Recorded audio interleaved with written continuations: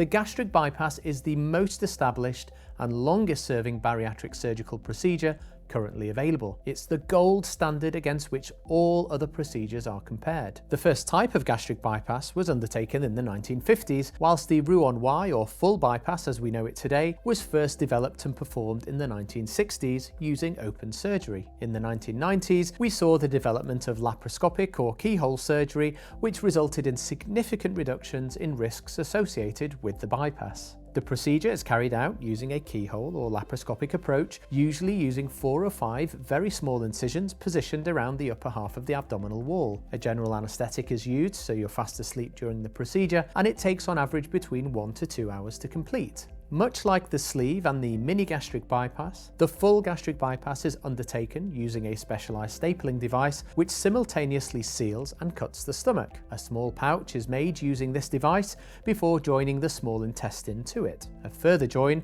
between the intestine is also made. These joins are generally completed using a combination of staples and sutures, although different techniques can be used by surgeons, all of which are perfectly safe. Finally, due to the way that the bypass is created, internal openings need to be closed to reduce the risk of internal hernias in the future.